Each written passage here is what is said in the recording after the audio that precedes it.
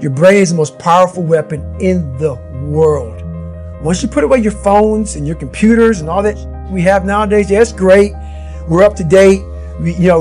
But your brain is the only thing you have when you're going through depression, when you're going through hard times, when you're going through death, real life. You can't Google that, man. You're alone.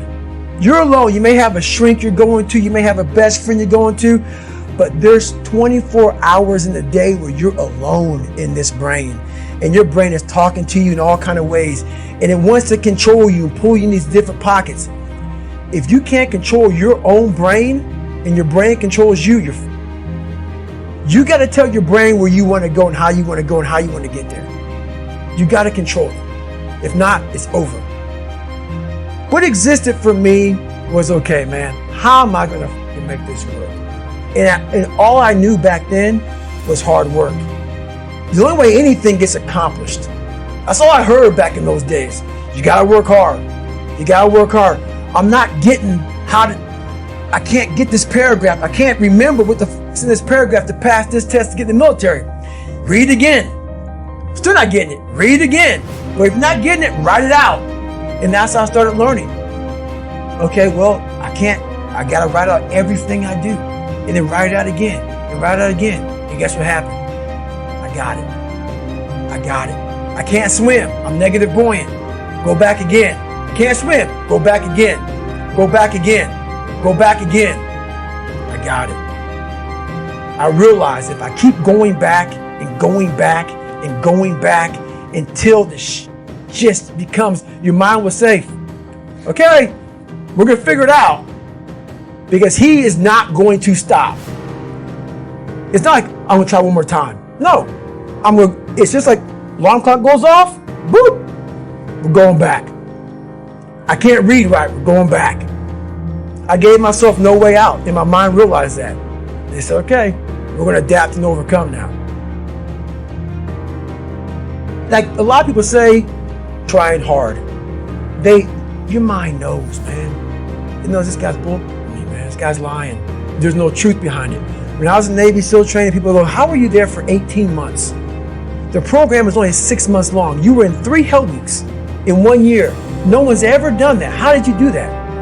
I talk about the new norm.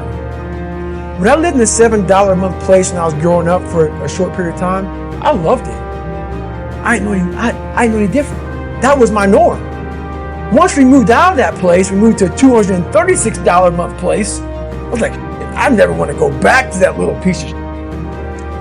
But if you go back to that $7 a month place and you realize this is where I live, this is all I got, your mind says, roger that, this is home. So when I was going through Navy SEAL training for 18 months and going back through all the hard parts over and over again, I told myself after the first time, I knew it was going to be a long journey there. My body was breaking down. It was just how it was going on. I said, you know what? This is my new norm. So my mind said, it's like going to work. Like you go to work, you put your suit and tie on. I go into suffering every day. Every day, suffering, being broken, duct taping my feet up, stress fractures, shin splits, being broken. This is my new norm. And your mind says, if we're not broken, this ain't normal. We gotta be broken. So then your mind starts to get tougher and tougher and more callous. People, how did you run on broken feet? Broken shins. My mind knew this is how we operate. We're in Navy SEAL training. This is what we are. I became hell. And that became my new norm. I gave myself no way out. There was nothing outside these walls of hell. Nothing. I loved God, but for a short period of time, I became the devil, because that was hell. I became the boss, the owner, the CEO of Navy SEAL training. That was my mindset. And that's how you get through things. You immerse yourself wherever it is, and you become that. You become that and give yourself no way out. When I was 297 pounds and I was fat as hell trying to be a Navy SEAL, the scariest thing in the world to me, even to this day, was that could have been the rest of my life. I thought then I was trying hard. That's the scariest thing in the world. I thought then 297 pound, working for Ecolab, spraying for cockroaches, making $1,000 a month. I thought that was me at my 100% potential. Come to find out, a few years later, I wasn't anywhere near that. 106 pounds less, graduated Navy SEAL training, went on to do all these other things. Looking back on that, that was me trying hard. That's why people got to understand what is in us. We have no idea until we start trying hard. And I mean really trying hard, where you're obsessed with, hey, this is my new norm. My new norm is that, wow, this isn't always fun. It's not always meant to be fun. And that's when you know you're trying hard. People hear my story and think this guy is sadistic. I realized how the brain works. I figured out how the brain works. I'm a scared kid, and that's what gives me so much power. I had no foundation, and I built this off of just researching the mind. The feeling you get is basically invincibility. You realize that you can't do it all the time. When you need to do it, I know I can go to a place that I can live in. And when you know that you can run on broken legs, and you can do certain things that a lot of people can do, but they're not willing to do, this power, this sympathetic nervous system of fight or flight, and you're fighting, it gives you this charge of energy of when you're sitting there at 3:30, 4 o'clock in the morning, and you're duct taping your feet up because they're broken, and you're doing it by yourself, and you're going through arguably one of the hardest training in the world. And these guys, most of them are healthy, and you're going through it broken, and you're already at a disadvantage, but you're still there. You can feed into that and tap into that for a lot of power. But if you look at it, well, I'm broken, man. I'm not going to make it.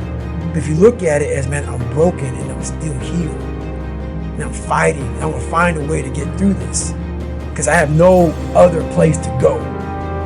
It gives you a lot of power. When things start to suck really, really bad, my brain and a lot of people's brain, they don't go to your dad beating you up. Your brain says, we ain't out of here. This is miserable. So anger goes away a lot of times when you're suffering because your brain just says, we got to run. We got to go. So that anger is not popping up saying, oh, I'm going to show them. I'm going to show those people. No, there has to be a much deeper. When I say deeper, it has to be down to mineral soil. It has to be down to that nice mineral soil where nothing can burn. You can't burn dirt. So it has to be down that low, that literally is something in you that's at the core of your soul. But you don't find it unless you spend a lot of time with what you want to be in life. I can't give that to you. Right. You can't give it to somebody. When you find your true passion in life, and my passion for me was like, oh, I want to be, I don't give Navy SEALs, Army, I don't give a shit. I want to serve my country. I want to be someone that I'm proud of. I want to look at myself in the mirror because I was so disappointed. That accountability mirror I talk about, I was so disappointed in what I saw every day. I wanted everybody to love David Goggins. And a lot of people did. I didn't love myself. But I knew a lot of us want to find peace first.